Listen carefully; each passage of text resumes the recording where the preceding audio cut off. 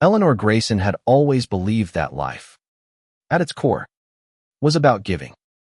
At 70, she'd spent decades pouring her heart into her family, first her children, then her grandchildren.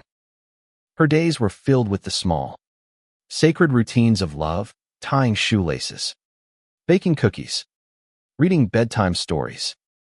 Her modest home in suburban Ohio was a haven of warmth, its walls lined with photos of her 3 children and 6 grandchildren, their smiles a testament to her quiet sacrifices. But lately, the weight of those sacrifices had begun to feel heavier, less like love and more like duty. It started with a single sentence, carelessly flung during a Sunday dinner. Eleanor's daughter-in-law, Jessica, had been venting about her demanding job as a corporate lawyer. The table was crowded with Eleanor's homemade lasagna, the air thick with the scent of garlic and tomato sauce. Jessica, her sharp features softened by wine, leaned back in her chair and sighed. "Honestly, Eleanor, I don't know how we'd manage without you. You're just a babysitter, but you're a godsend." The words landed like a slap, though no one else seemed to notice. Eleanor's fork paused midair, her smile frozen. Just a babysitter.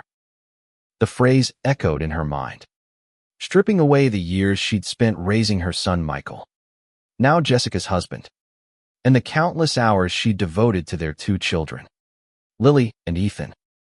She'd been the one to soothe Lily's nightmares, to teach Ethan how to ride a bike, to stitch together their little worlds when Jessica's career kept her late at the office. Just a babysitter. It reduced her to a role, a function, erasing the love that had defined her life. That night, Eleanor lay awake in her small bedroom, the moonlight casting shadows on the ceiling. She thought of her youth, of dreams she'd tucked away long ago.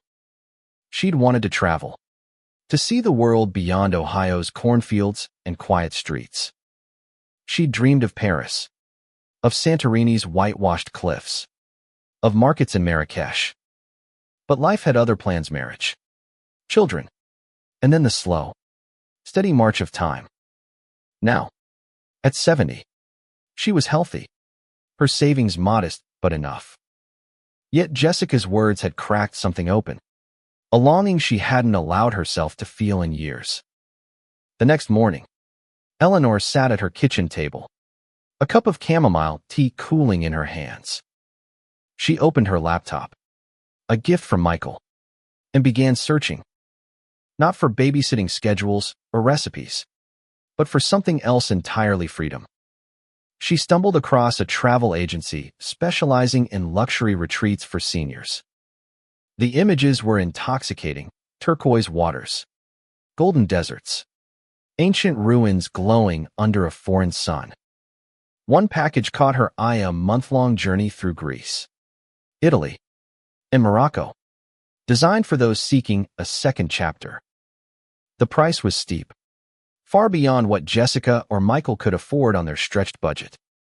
Eleanor's heart raced. She had the money, carefully saved over decades. Why not? She hesitated, her finger hovering over the Book Now button. Guilt gnawed at her. What about Lily and Ethan? What about Michael, who relied on her to keep their lives running smoothly? But then she heard Jessica's voice again: just a babysitter. The words fueled a quiet rebellion.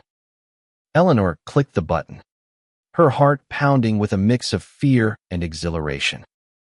She was going to take a vacation Jessica couldn't afford to dream of. The weeks leading up to her departure were a blur. Eleanor told Michael and Jessica she needed a break, keeping the details vague.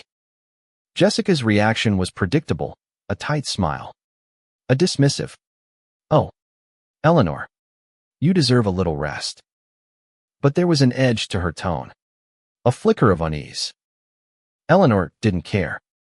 She packed her suitcase with care, choosing bright scarves and comfortable sandals, imagining herself wandering through sunlit streets.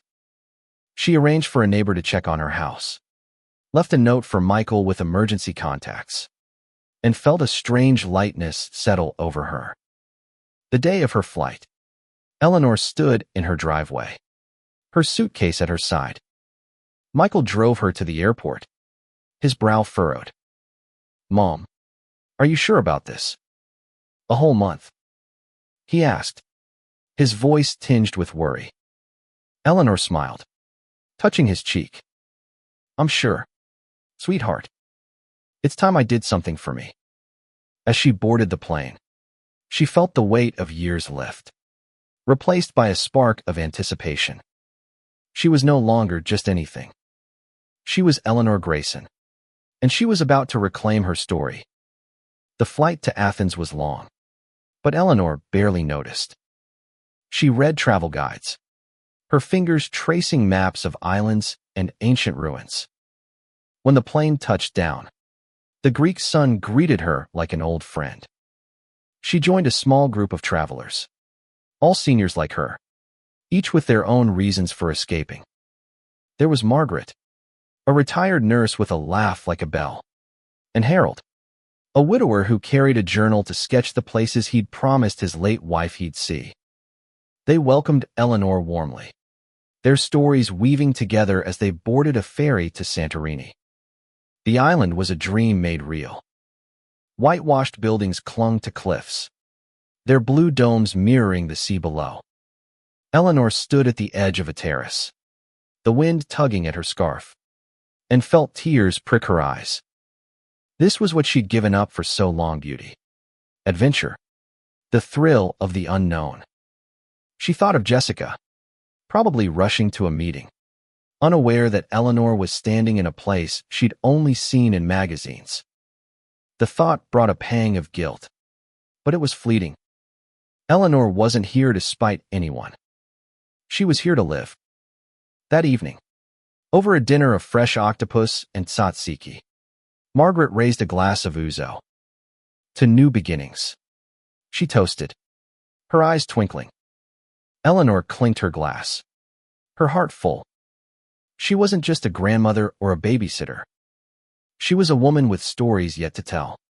And this was only the beginning. Santorini was a revelation, but it was only the first chapter of Eleanor's journey. Each day brought new wonders: cobblestone streets lined with bougainvillea, the scent of olive oil and thyme, the hum of conversations in a language she didn't understand but felt in her bones. She wandered through ancient ruins, her fingers brushing stones worn smooth by centuries.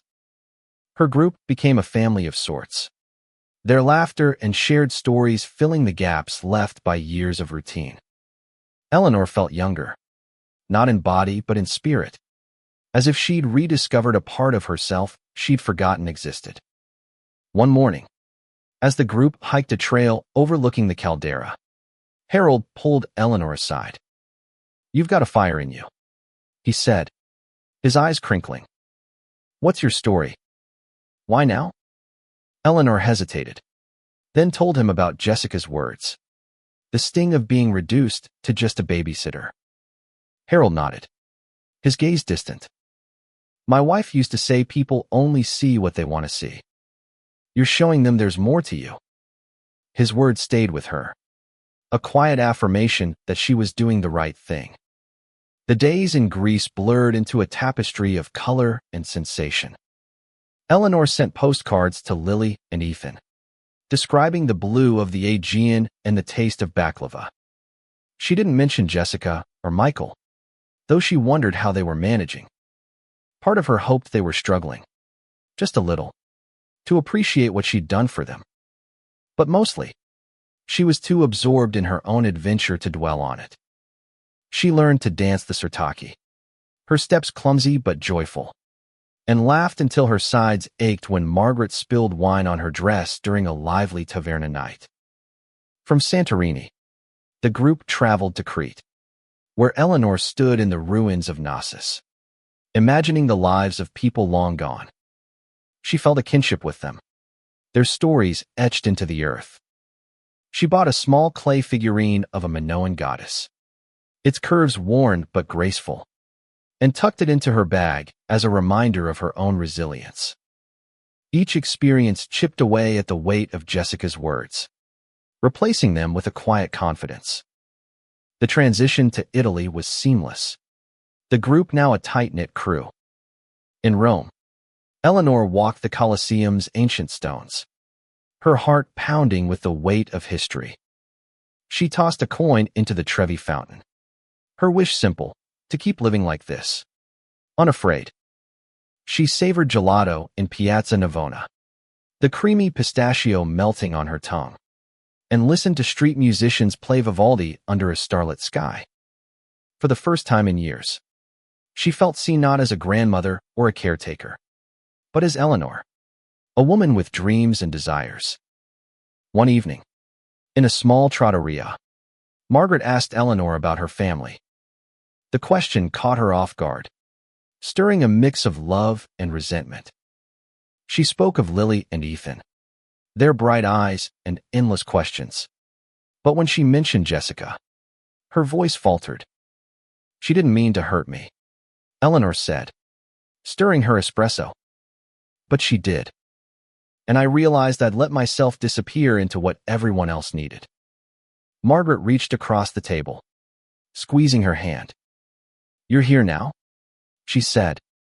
"That's what matters." Eleanor nodded, but the conversation lingered. She missed her grandchildren, their small hands in hers, their laughter filling her home. Yet she didn't regret her choice.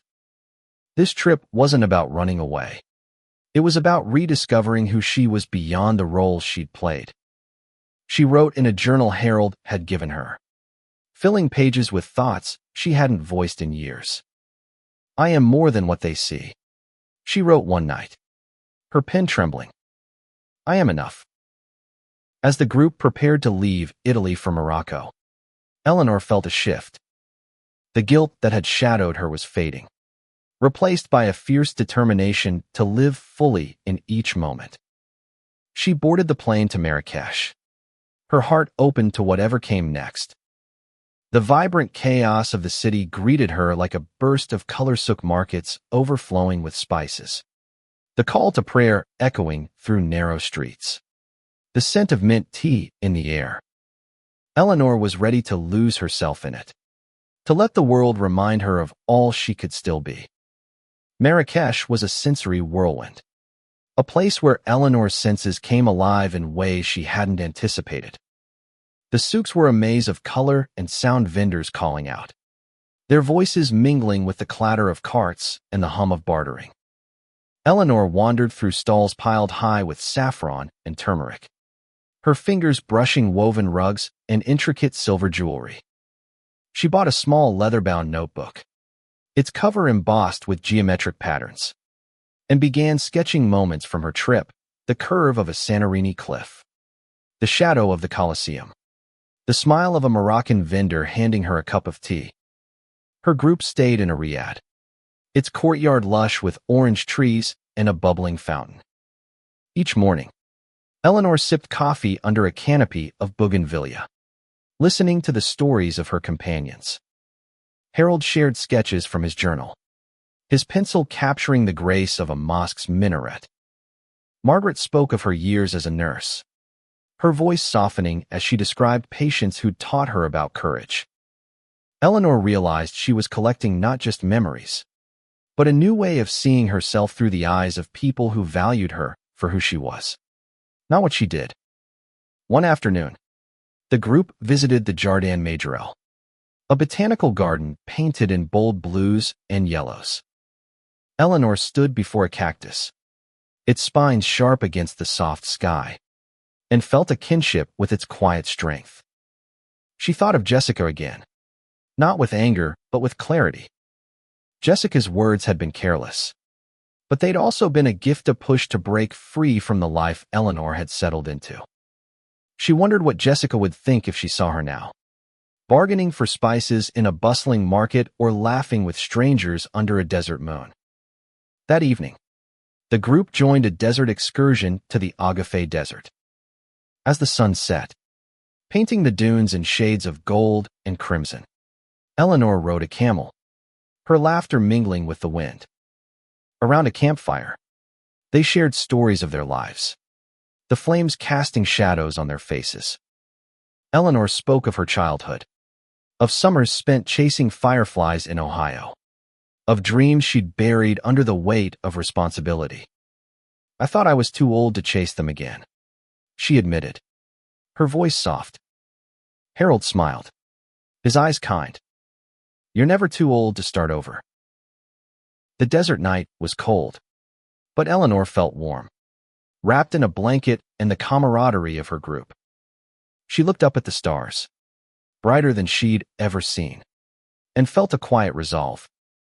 She wasn't just anything, not a babysitter, not a grandmother, not a widow. She was Eleanor, and she was enough. The thought carried her through the rest of the trip, a mantra that grew stronger with each new experience. In Fez, Eleanor explored the ancient Medina, its narrow streets a labyrinth of history. She bought a pair of embroidered slippers for Lily and a carved wooden toy for Ethan, imagining their delight. But she also bought something for herself, a silver necklace with a pendant shaped like a crescent moon, a symbol of new beginnings. She wore it proudly, its weight a reminder of her own worth. As the trip neared its end, Eleanor felt a mix of gratitude and reluctance. She didn't want to leave this world of color and possibility, but she also felt ready to return home, not as the woman who'd left, but as someone new. She wrote a long letter to Michael, not mentioning Jessica's words, but sharing her joy, her discoveries, her reclaimed sense of self. "I needed this," she wrote, "to remember who I am." On the final night in Morocco, the group gathered for a farewell dinner in a rooftop restaurant overlooking Marrakesh. The city sparkled below, alive with light and sound. Eleanor raised a glass of mint tea, her voice steady. "To us," she said, "and to the stories we're still writing." The group cheered, their glasses clinking, and Eleanor felt a tear slip down her cheek, not from sadness, but from the fullness of the moment. The return to Ohio was a jolt. The gray skies and familiar streets a stark contrast to the vibrant hues of Morocco. Eleanor's home felt smaller, its quiet both comforting and confining. Her suitcase sat unopened in the corner, a silent reminder of the world she'd tasted. She hung the silver crescent necklace on her mirror, its glint catching the morning light, and smiled. She was different now, her heart fuller, her steps surer. Michael picked her up from the airport, his face a mix of relief and curiosity. "Mom, you look happy," he said, almost surprised. Eleanor laughed, the sound lighter than she'd felt in years. "I am, sweetheart." She didn't elaborate, letting the silence speak for her. At home, she found a stack of drawings from Lily and Ethan, colorful scribbles with notes scrawled in crayon. "We miss you, Grandma." Her heart ached with love, but also with a new clarity. She loved her family, but she couldn't let their needs define her. The first Sunday dinner after her return was tense. Jessica greeted her with a strained smile, her eyes flickering with something unspoken guilt, perhaps, or resentment. "So, how was your little trip?" she asked, her tone clipped as she served mashed potatoes. Eleanor met her gaze, her voice calm but firm. "It wasn't little, Jessica. It was life-changing." The table fell silent, the weight of her words settling over the room. Jessica looked away, her cheeks flushing, and Eleanor felt a quiet triumph. She wasn't here to fight, but she wouldn't shrink herself either. Over the next few weeks, Eleanor noticed changes in how her family saw her. Lily and Ethan were eager to hear about her adventures, their eyes wide as she described camel rides and ancient ruins. She gave them the gifts from Fez, watching their faces light up. Michael, too, seemed different, more attentive, as if seeing her anew. But Jessica remained distant, her interactions polite but cool. Eleanor didn't push, She'd learned in Morocco that she couldn't control how others saw her, only how she saw herself. She began making small changes at home. She enrolled in a painting class at the community center, her canvases filled with the blues and golds of Santorini. She started a book club with Margaret, who'd stayed in touch, their weekly calls filled with laughter and plans for future trips.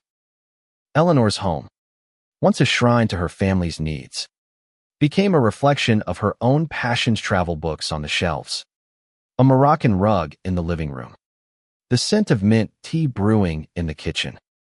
One evening, Michael stopped by alone, his expression serious. "Mom, I need to tell you something," he said, sitting at her kitchen table. He confessed that Jessica had struggled while Eleanor was gone. The kids had missed her. The house had felt chaotic, and Jessica had realized how much Eleanor did for them. She didn't mean what she said, Michael added, his voice soft. "About the babysitter thing. She's sorry, but she's too proud to say it." Eleanor nodded, her heart softening but not yielding. "I know, Michael, but I needed to do this for me. I'm not just here to fill in the gaps." Michael reached for her hand, his eyes searching hers. "I see that now, Mom. I'm proud of you." The words were a balm, healing a wound she hadn't fully acknowledged. She squeezed his hand, tears prickling her eyes.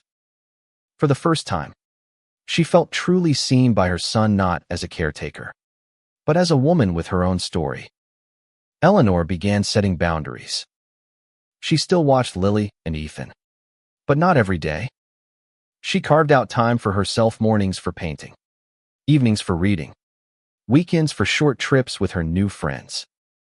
She planned a weekend in Chicago with Margaret, their itinerary filled with art galleries and jazz clubs. Each step felt like a declaration: I am here, and I am enough. Jessica's attitude softened over time, though she never apologized outright. One afternoon, she brought over a bottle of wine, a rare gesture. "I heard you're painting now," she said, her tone hesitant. "Maybe you could show me sometime." Eleanor smiled, sensing a crack in Jessica's armor. "I'd like that," she replied, leaving the door open but not rushing through it. As winter settled over Ohio, Eleanor's life took on a new rhythm. Her home was no longer just a place of duty. It was a sanctuary of her own making. The walls held new memory sketches from her travels, a photo of her laughing with Margaret in Rome, the crescent necklace now a constant companion.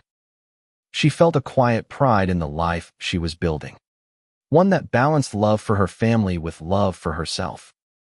Lily and Ethan became her biggest cheerleaders, begging for stories of her adventures.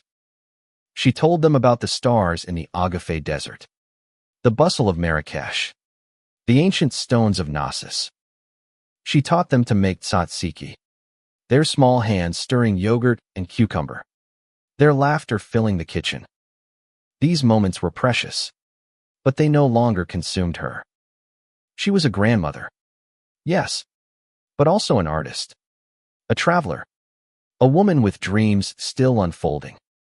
Jessica's thaw continued, slow but steady. One evening, she joined Eleanor's book club, sitting quietly as the group discussed Eat, Pray, Love. Afterward, she lingered, her fingers tracing the edge of her wine glass. "I didn't realize how much you did for us," she said, her voice low. "I took it for granted." It wasn't an apology, but it was close enough. Eleanor nodded, her heart softening further. "We all take things for granted sometimes," she said. "What matters is what we do next." The conversation marked a turning point. Jessica began asking Eleanor about her travels, her paintings, her plans. It was tentative, but genuine, a bridge being built. Eleanor shared stories, not to boast, but to invite Jessica into her world. She showed her the sketches from Fez, the figurine from Crete, the notebook filled with her thoughts. Jessica listened, her eyes softening, and Eleanor saw a flicker of the woman her son had fallen in love with, a woman capable of growth, even if pride made it hard. Eleanor's painting class became a source of joy, her canvases growing bolder with each stroke. She painted the souks of Marrakesh, the cliffs of Santorini, the faces of her travel companions. Her instructor, a kind woman named Clara, encouraged her to enter a local art show. Eleanor hesitated, her old insecurities whispering that she wasn't good enough. But then she thought of the desert stars, the Colosseum's ancient stones, the courage she'd found in herself. She submitted her work, and when one of her paintings, a vibrant depiction of the Jardin Majorelle, in third place, she felt a surge of pride she hadn't known was possible. The art show brought her family together in a new way. Michael, Jessica, Lily, and Ethan came to cheer her on, their faces glowing with pride. Lily hugged her tightly, whispering, "You're the best grandma ever." Jessica, standing quietly to the side, offered a small smile. "It's beautiful, Eleanor," she said, and the sincerity in her voice felt like a victory. Eleanor began planning her next trip, a shorter one, to Iceland, to see the northern lights. She invited Margaret and Harold, their friendship now a cornerstone of her life. She also invited Michael and his family to join her for a weekend in the Adirondacks, a gesture to show that her love for them hadn't wavered, only grown stronger in its balance. Jessica surprised her by agreeing, suggesting they hike together. It was a small step, but it felt monumental. As spring approached, Eleanor stood in her garden, planting bulbs she'd bought in Morocco, saffron crocuses, their delicate petals a promise of color. She thought of the woman she'd been a year ago, defined by others' needs, and the woman she was now, defined by her own choices. Jessica's words had been a wound, but they'd also been a catalyst, pushing her to reclaim her life. She wasn't just anything. She was Eleanor Grayson, and her story was far from over. The Adirondacks trip was a turning point, a weekend of crisp air and shared laughter that felt like a new beginning. Eleanor watched Lily and Ethan race through the woods, their cheeks flushed with excitement, while Michael and Jessica walked hand in hand, their faces softer than she'd seen in years. On the second day, as they sat by a campfire, Jessica turned to Eleanor, her voice quiet. "I'm glad you did this," she said. "Not just for you, but for all of us." Eleanor smiled, the warmth of the fire mirroring the warmth in her heart. It wasn't perfect, but it was progress. Back home, Eleanor's life continued to bloom. Her painting class led to a small exhibit at the community center, where her work drew praise from strangers and friends alike. She started teaching Lily to paint, their afternoons filled with color and conversation. Ethan, too, joined in, his clumsy brushstrokes a reminder of the joy in trying something new. Eleanor saw her grandchildren not just as responsibilities, but as companions in her journey, their curiosity a mirror of her own. Her friendship with Margaret and Harold deepened, their weekly calls now a ritual.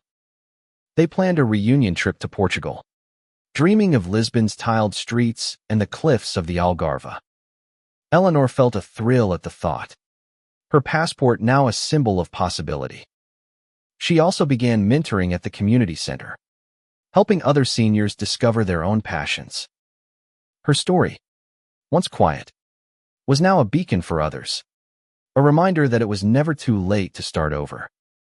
Jessica and Eleanor's relationship continued to evolve.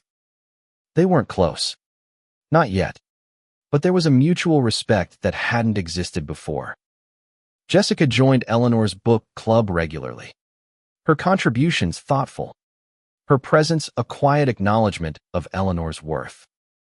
One evening, as they discussed a novel about forgiveness, Jessica reached for Eleanor's hand. "I'm sorry," she said, her voice barely a whisper. I didn't see you before. I do now. Eleanor squeezed her hand, tears in her eyes. It was enough.